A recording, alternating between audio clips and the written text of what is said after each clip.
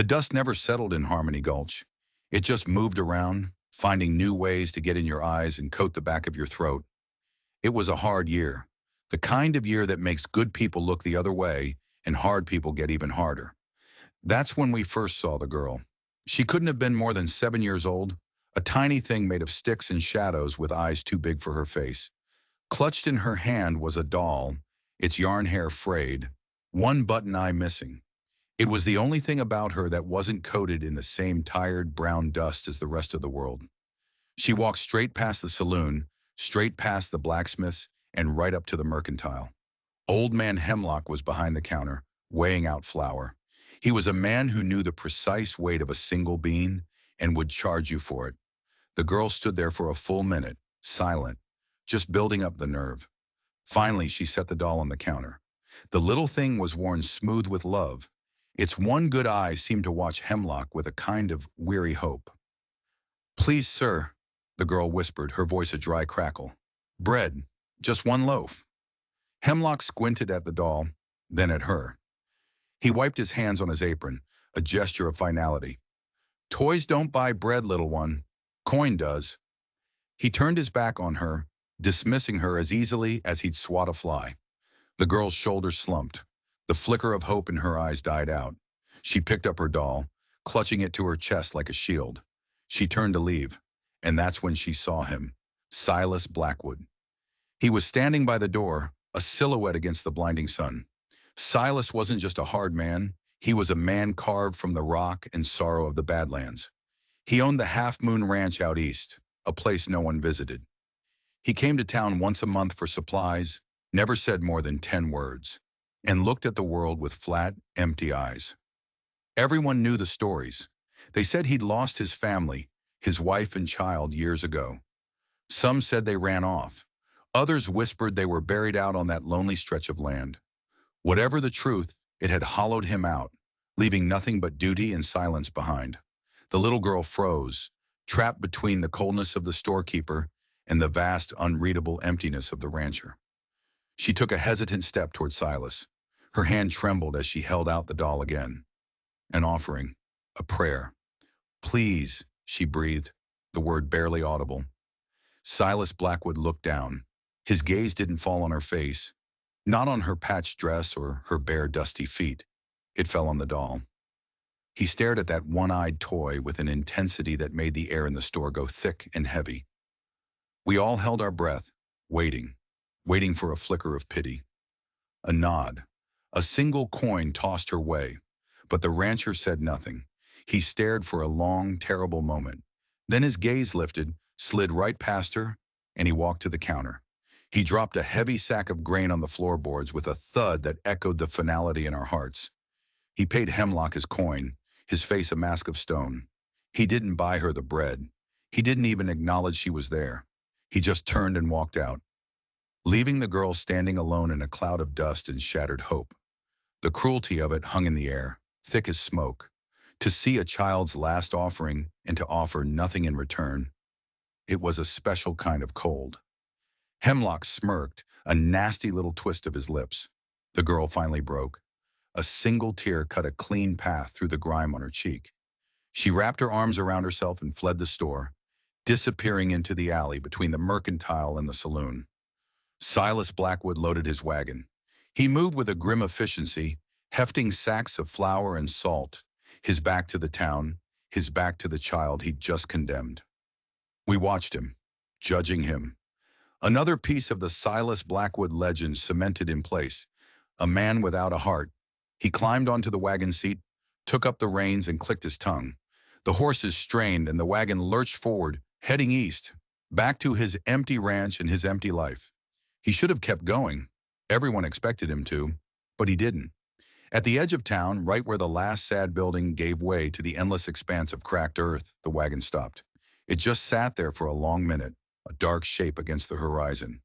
We wondered if a wheel had broken, if a horse had thrown a shoe. Then slowly, deliberately, Silas Blackwood pulled the reins. The horses grunted and the wagon began to turn, a slow, heavy arc in the dusty road. It wasn't heading out of town anymore. It was coming back. He didn't drive back to the mercantile. He stopped the wagon right by the alleyway, where the girl had vanished. He climbed down from the seat, his movements stiff, deliberate. He walked into the shadows of the alley. We couldn't see what was happening. We could only hear the silence, a long, drawn-out silence that stretched our nerves thin. What was he doing in there? Was he scolding her? Threatening her? The possibilities felt dark and ugly. Then he emerged. He wasn't alone. The little girl was walking behind him, her head down, her small hand swallowed up in his massive, calloused one. She was still clutching the doll. Silas lifted her onto the wagon seat as if she weighed nothing more than a sack of feathers. He climbed up beside her, took the reins, and without a backward glance at the town or the people staring, he drove away. This time he didn't stop. The sight of that wagon rolling out of town, with the huge, silent man and the tiny, starving girl, sent a tremor of unease through Harmony Gulch. It was one thing to be cruel. It was another thing entirely to be this. What did he want with her? The whispers started before the dust from his wagon even settled. He's a lonely man, some said, trying to find a soft edge to the story. Maybe he just wants company. But no one really believed it. Men like Silas Blackwood didn't want company. They wanted to be left alone with their ghosts. He's taking on a burden, Sheriff Miller muttered, watching the wagon disappear. Or he's got something worse in mind. That was the thought that stuck. Silas's ranch was miles from anywhere, a desolate place with no neighbors to hear a cry for help. A girl could vanish out there, and no one would know for weeks. The silence that had once seemed like grief now felt like something far more sinister. Old Man Hemlock just polished his counter and said, "Not my business." The man paid for his goods. But he couldn't hide the flicker of something ugly in his eyes. He'd enjoyed her desperation. Silas had stolen his show. Days turned into a week. The girl didn't come back. Silas didn't come back. The story festered. The town's suspicion hardened into a grim certainty. They were convinced something terrible was happening out at the Half Moon Ranch. Sheriff Miller, a good man who felt the weight of his badge, finally decided he couldn't let it lie. He saddled his horse one morning, his face set in a grim line. "I'm riding out there," he announced to the small crowd gathered outside his office, "going to see what's what." He expected to find the worst. We all did. But the truth was stranger than any of us could have imagined. The ride to the Half Moon Ranch was a lonely one.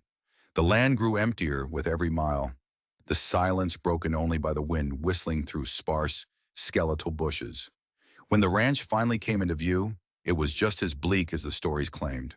A small, sturdy house, a large barn, and a web of fences, all sitting under a vast, indifferent sky. There was no sign of the girl. Sheriff Miller dismounted, his hand resting on the butt of his pistol. He walked up to the porch and knocked. The sound was loud and hollow in the silence. The door opened and Silas Blackwood filled the frame. He looked just the same, impassive, unreadable. He didn't look surprised to see the sheriff. He looked like he'd been expecting him. "Blackwood," the sheriff said, his voice firm. "I'm here about the girl." Silas didn't move. He just stared at the sheriff. "She's here. I need to see her. Need to know she's all right." Silas was silent for a moment, and then he stepped aside, a silent invitation. The sheriff stepped into the house, his eyes adjusting to the dim light. The inside was sparse, clean, and fiercely organized. Everything had a place. It was the home of a man who controlled what he could because he'd lost control of everything that mattered. And then he saw her. The girl was sitting at a small wooden table, a bowl of stew in front of her. She was clean. Her hair was brushed. She was still thin, but the hollow, haunted look in her eyes was gone. It was replaced by a quiet watchfulness. Her doll sat on the chair beside her, its one eye fixed on the sheriff. She wasn't scared. She looked safe. "Are you all right, little one?" the sheriff asked, his voice softer than he intended. The girl nodded. She looked at Silas, then back at the sheriff. "He gave me food," she said simply. It should have been a relief, but it wasn't. The whole scene felt wrong, unnatural. Silas hadn't said a word to her. He moved around the small kitchen, getting a cup of water, his presence a heavy weight in the room. He didn't act like a father. He didn't act like a kidnapper. He acted like a warden. "What's your name, child?" the sheriff asked. "Ilara," she whispered. "And your folks, Ilara?" Where are they? Her face clouded over. Mama's gone to the stars, she said, repeating a line that had clearly been fed to her. Don't know my pa. The sheriff looked at Silas. This was the heart of the matter. What are your intentions here, Blackwood? You can't just keep her. Silas finally spoke, his voice rough from disuse. She's fed. She has a roof. That's more than she had in your town. The accusation hit its mark, but the sheriff pressed on. That ain't an answer. The circuit judge will be through in a month. He'll send her to an orphanage over in the capital. That's the law. Silas's jaw tightened. A flicker of something, anger, desperation, flashed in his eyes before being extinguished. He looked at Alara, then at the wall, at a closed, locked door just off the main room. The sheriff followed his gaze. What's in there, Silas? Nothing that concerns you, Silas bit out. The locked door changed everything. A simple act of kindness was one thing. A house with secrets was another. The sheriff's suspicion, which had started to fade, came rushing back colder than before. I can take her now, Blackwood. I can take her back to town and have Martha Mayhew look after her until the judge arrives. It would be better for everyone. No! The word was absolute. Give me one good reason why not. Silas stared at the sheriff, and for the first time Miller saw the deep, crushing weight the man carried. It wasn't just grief, it was something active, a wound that had never healed. 1 week, Silas said, his voice low and strained. Give me 1 week, then you can come back. You can bring the judge with you if you want, but give me 1 week. It was a strange request, not a plea but a demand, a bargain. The sheriff looked at Alara, who was watching them both, her spoon frozen halfway to her mouth. She didn't look like a prisoner. She looked like a child holding her breath, waiting for a verdict. Against his better judgment, the sheriff agreed. 1 week, Silas, and then I'm coming back. And I expect answers. As he rode away from the ranch, the sheriff couldn't shake the image of that locked door. Silas Blackwood wasn't just feeding a stray. He was hiding something.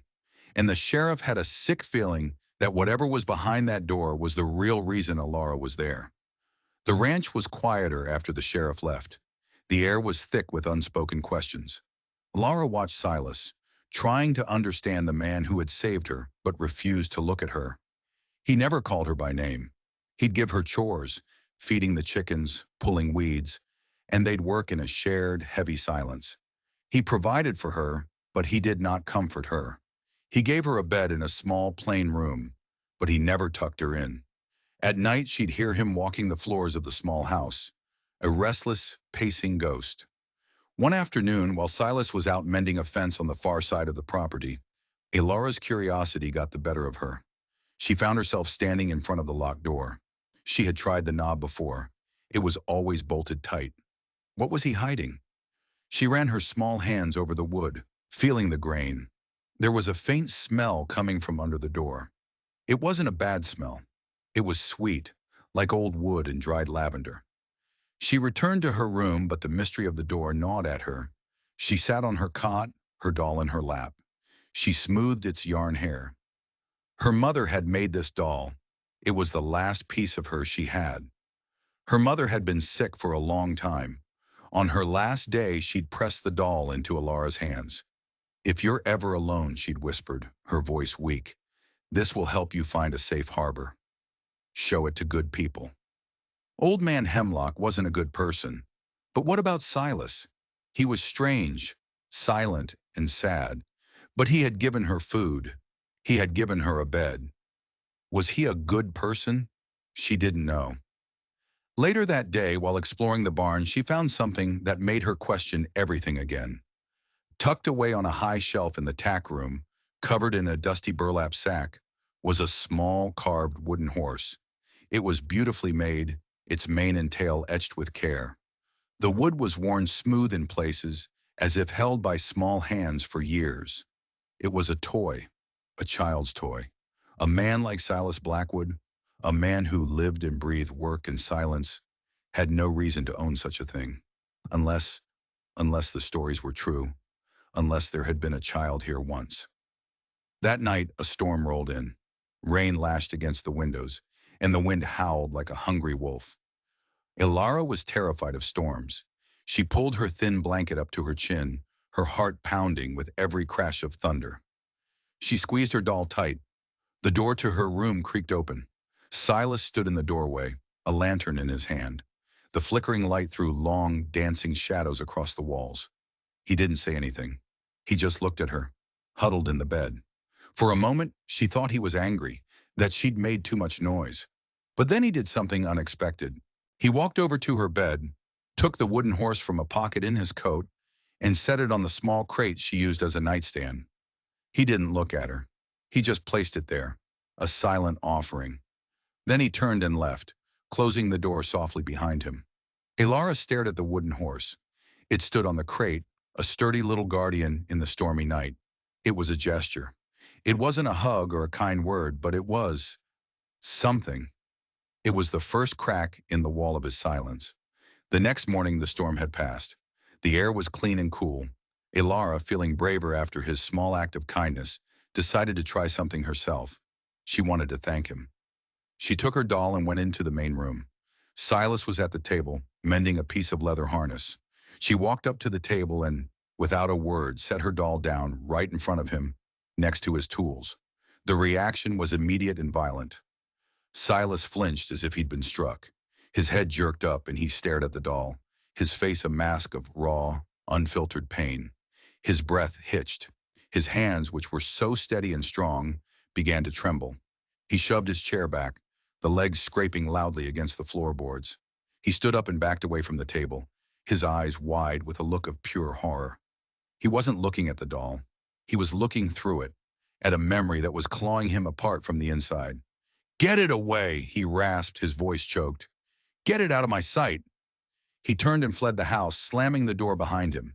Ilara was left standing in the ringing silence, her small act of connection having triggered a catastrophic explosion.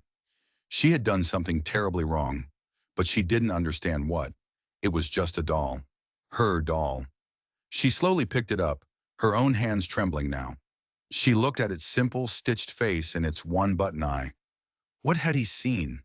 What memory did this simple toy hold that could break a man like Silas Blackwood? She hugged the doll tight, a cold dread seeping into her heart.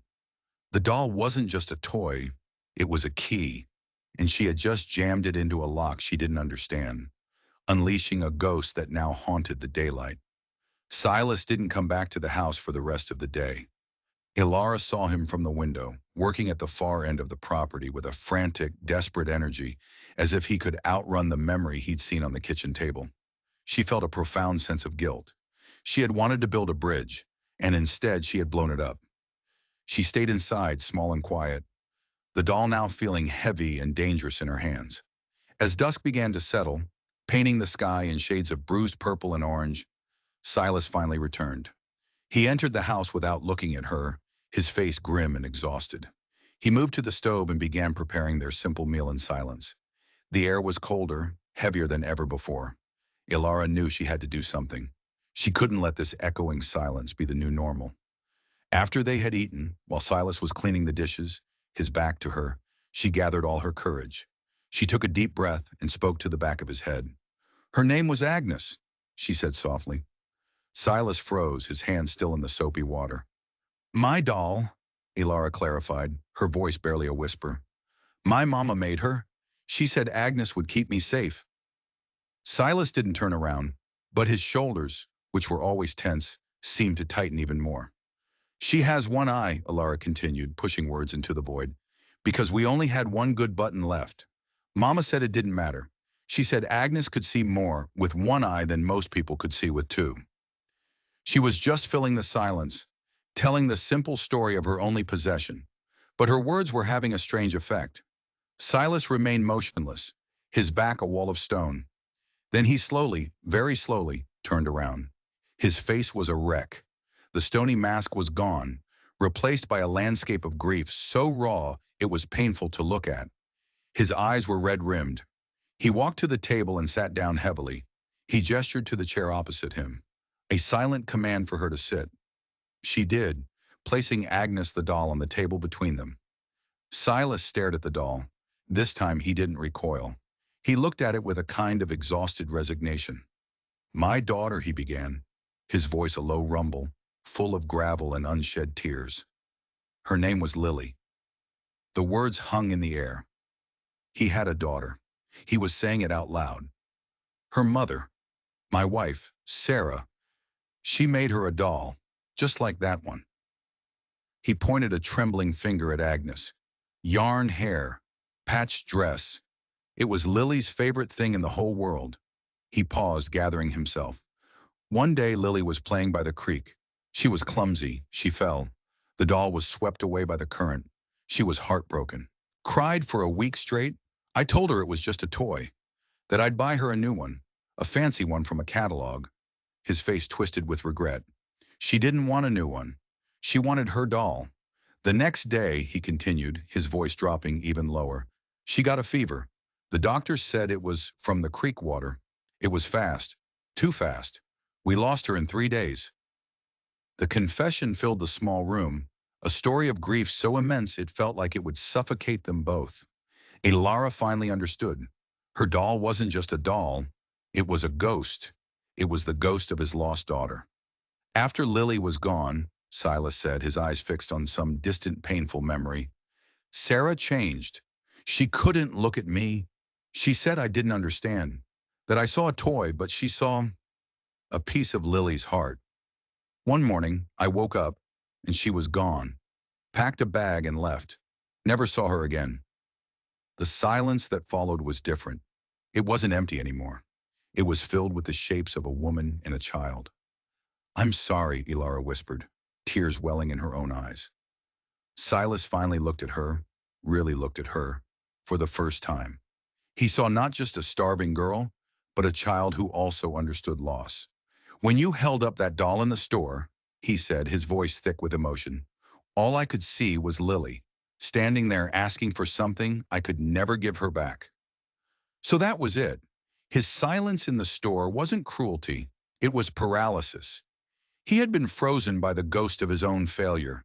He hadn't said nothing because he felt nothing. He had said nothing because he felt everything all at once.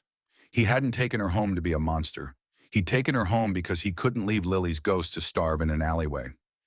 He reached a hand across the table, his fingers hesitating just above the doll. She also lost an eye. The doll. The day before, it was swept away. A button popped off while she was playing. It was a coincidence so sharp, so specific, it felt like fate. A one-eyed doll, a ghost with a matching wound. The confession changed the air on the ranch. The silence between them was no longer an absence of words, but a shared space of understanding. Silas started talking to her, just a little at first. He'd point out a hawk circling overhead or show her how to tell if a melon was ripe. Simple things. He still didn't smile, but the hard, empty look in his eyes was replaced by something softer. A deep, lingering sadness. Yes, but it wasn't a void anymore. Ilara felt the shift too. She wasn't just a stray he'd taken in. She was a person who knew his secret sorrow. She started helping more, not out of fear, but out of a sense of partnership. They were two lonely people tending to a broken piece of land, but the locked door remained locked. Even after sharing his deepest pain, that one secret remained his alone. Ilara knew it was connected to Lily. She could feel it. The room was a shrine, and he was the sole keeper of the faith. One afternoon, a few days before the sheriff was due to return, Silas was cleaning the doll. Not Ilara's doll, but a memory of it. He was taking a damp cloth to a dusty lantern when his hand brushed against Agnes, who was sitting on a shelf. He paused, his expression unreadable. He picked the doll up. He held it gently, his large, rough hands cradling it with an unfamiliar tenderness. He ran a thumb over its single button eye. Then he turned it over, his fingers tracing the seams on its back, a seamstress's work her mother had done. And that's when he saw it. A single stitch, just below the yarn hair on the back of the doll's neck, was a different color, a dark gray thread against the faded brown of the dress. It was almost invisible, a deliberate hidden detail. His brow furrowed. He had worked with leather his whole life. He knew stitching. This wasn't a repair. It was a seal. His heart began to pound in his chest. With a sudden, sharp intake of breath, he took out his pocket knife. With the tip of the blade, he carefully, precisely snipped that single gray thread. He pulled the seam open. It wasn't stuffed with cotton like the rest of the doll. Tucked inside in a small, hollowed-out space was a tiny, tightly folded piece of paper. It was yellowed and worn, soft as cloth. His hands shaking so badly he could barely manage it, Silas unfolded the note. The writing was faint, faded, but still legible. It was a woman's hand. There were only a few words written on it. If you find her, take her to the Half Moon Ranch. My Silas will know what to do. I never stopped loving you. Underneath the words was a signature, Sarah, and beside the name was a small, crudely drawn symbol, a crescent moon, the brand of his ranch. Silas stared at the note, the world tilting on its axis. He read it again and again. The words blurred through the sudden film of tears in his eyes. Sarah. His Sarah. This wasn't just a coincidence. This wasn't a ghost. This was a message sent across years and miles, carried in the cloth heart of a one-eyed doll. Sarah had known he would recognize the doll. She had trusted that the world would somehow guide this child, this message back to him. Ilara's mother was not some stranger.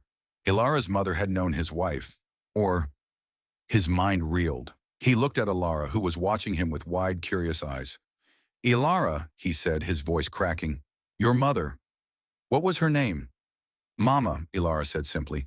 No, her given name. Did you ever hear anyone call her by her given name? Ilara thought for a moment, her face scrunched in concentration. A man once, in the last town. He was angry. He called her Sarah. The world stopped. It all clicked into place with the force of a physical blow. Sarah hadn't just left. She had tried to come back. She had been on her way home. This child, this starving girl in his kitchen, this wasn't just a messenger. This was Lily, his Lily. But that was impossible. Lily had died. He had buried her himself in a small grave marked by a simple wooden cross on the hill behind the house. He had held her cold hand. The note. If you find her, it didn't say Lily, it said her, and Ilara's mother was named Sarah, his Sarah.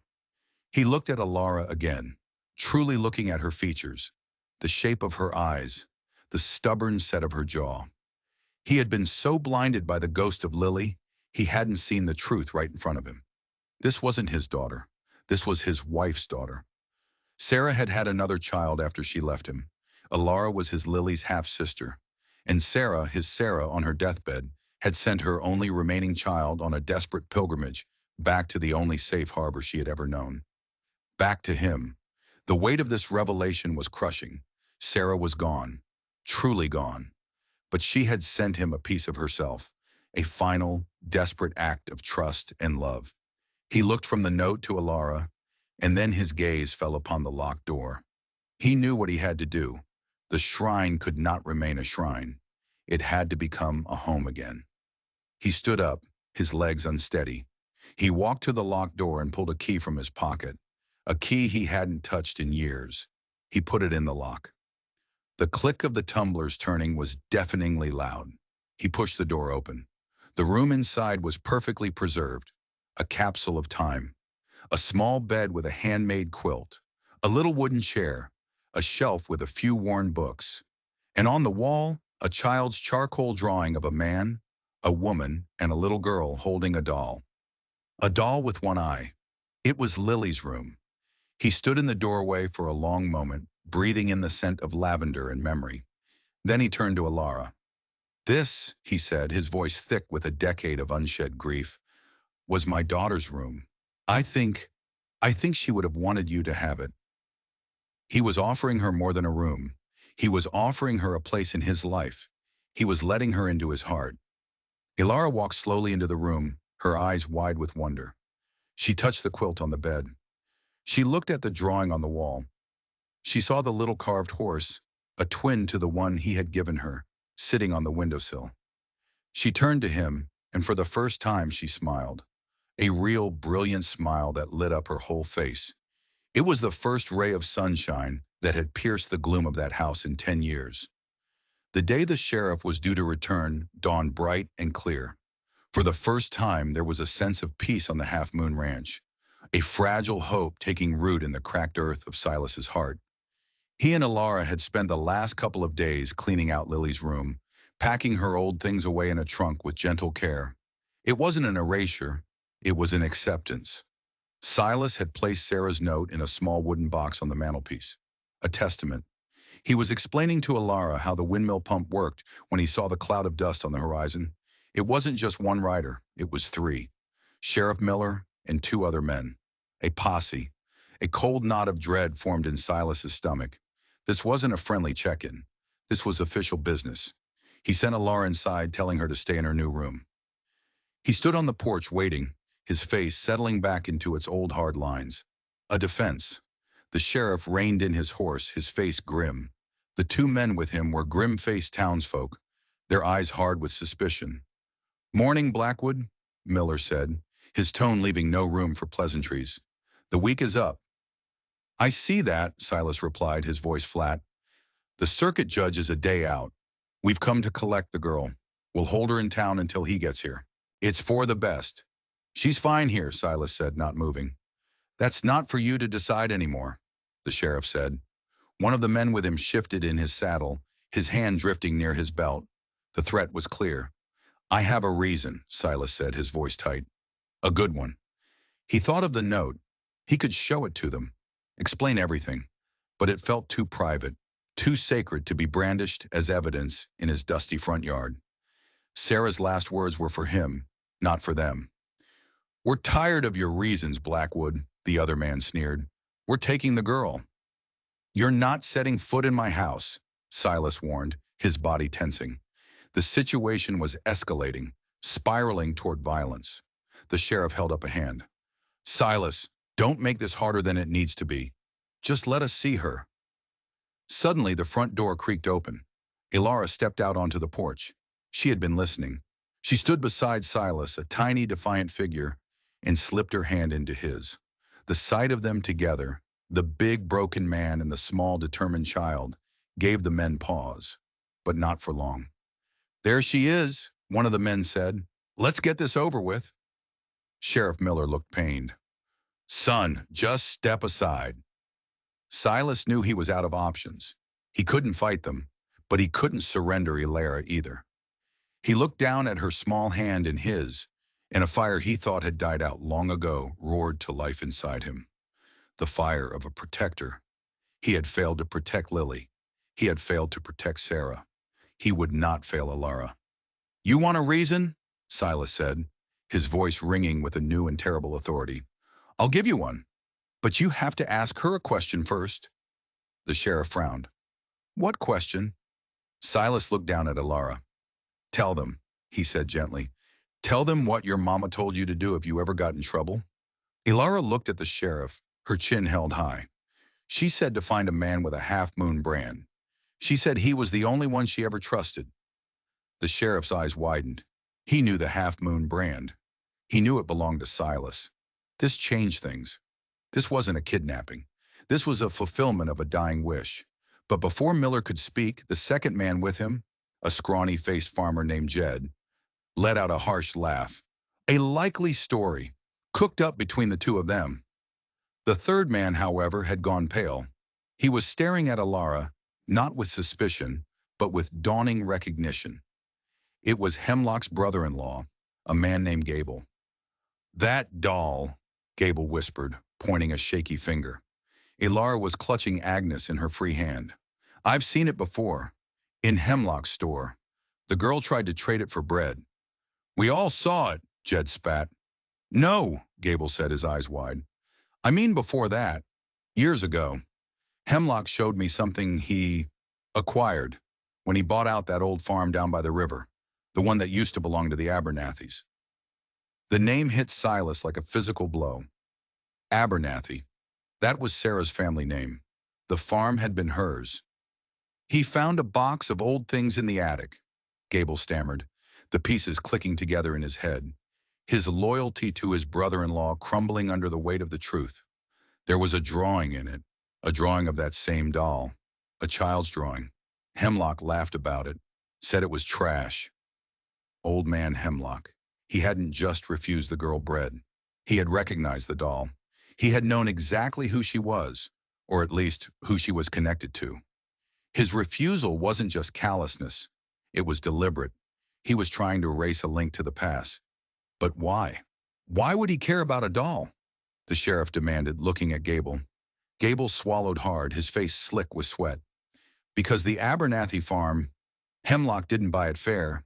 He pushed them out, called in a debt they didn't really owe. There were whispers he forged the paperwork. Sarah Abernathy's father swore he'd fight it, but he died of a fever before he could. The whole sordid picture snapped into focus. Hemlock had stolen Sarah's family land. When Alara walked into his store with a doll he recognized from that stolen past, he saw a threat, a loose end, a ghost come back to haunt him. He didn't just want her gone. He wanted her to disappear. He had likely been the one whispering in the sheriff's ear, stoking the town's fears, pushing for this confrontation. He wanted Silas out of the picture and the girl sent off to some faraway orphanage where her story would be lost forever.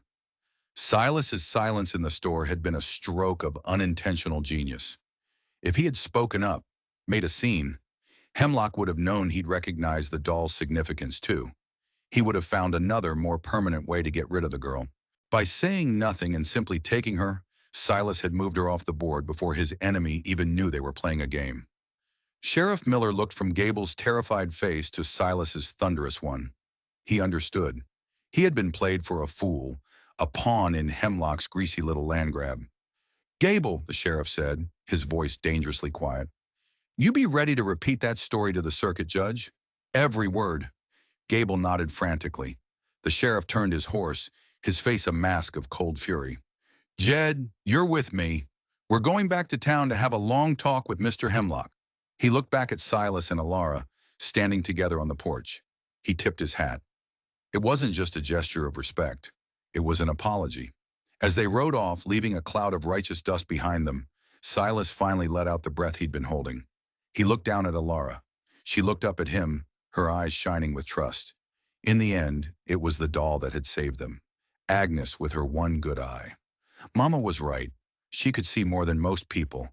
She had seen the truth in the past, and she had shown it to the present. That evening, Silas took Alara up to the small windswept hill behind the house.